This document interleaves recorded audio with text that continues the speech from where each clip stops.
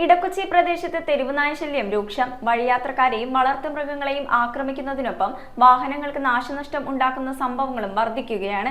പ്രദേശത്ത് ഉപേക്ഷിച്ച വാഹനങ്ങൾ തെരുവുനായകളുടെ താവളമായി മാറുന്നുവെന്നാണ് ആക്ഷേപം.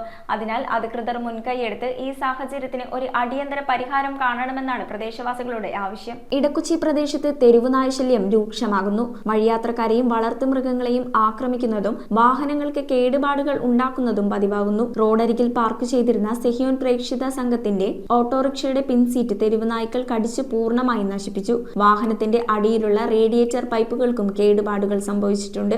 കൊച്ചിയിൽ തെരുവുകളിൽ അലയുന്നവർക്കും അശരണർക്കും ഉച്ചഭക്ഷണം വിതരണം ചെയ്യുന്ന ഓട്ടോറിക്ഷയാണ് നശിപ്പിച്ചത്. കഴിഞ്ഞ ദിവസം പുലർച്ചെ കൂട്ടമായി എത്തിയ തെരുവുനായ്ക്കൾ കടിച്ചും മാന്തിയും സീറ്റ് നശിപ്പിക്കുന്ന CCTV ദൃശ്യങ്ങൾ ലഭിച്ചതായി സംഘം പ്രസിഡന്റ് MX ജൂഡ്സൺ പറഞ്ഞു. തെരുവുനായകൾ ഒന്നടങ്കം വന്ന് എൻ്റെ വണ്ടിയിൽ കയറി സീറ്റും എല്ലാം കടിച്ച് കീറി, അതുകൂടാതെ പട്ടികളെ അടിയിൽ കയറിയിട്ട് റേഡിയേറ്ററിൻ്റെ ഓസും ഒക്കെ പല നാശനഷ്ടങ്ങളൊക്കെ വരുത്തിയിട്ടുണ്ട്.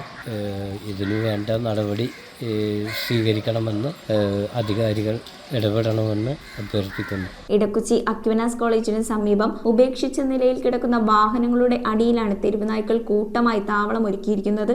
വാഹനങ്ങൾക്കടിയിൽ നിന്ന് റോഡിലൂടെ നടന്നു പോകുന്നവരുടെ മേൽ തെരുവുനായ്ക്കൾ ചാടി വീഴുന്നത് സ്ഥിരം അപകടത്തിന് കാരണമാകുന്നു. News bureau, Kochi. Premium quality granite, tiles, stone, AEC block, sanitary തുടങ്ങി ഫ്ലോറിംഗിന് ആവശ്യമായ എല്ലാ മെറ്റീരിയൽസും ഏറ്റവും കുറഞ്ഞ വിലയിൽ ഇവിടെ ലഭ്യമാണ്. തറയിൽ ഗ്രാനൈറ്റ്സ്, MLA റോഡ്, പള്ളുരുത്തി.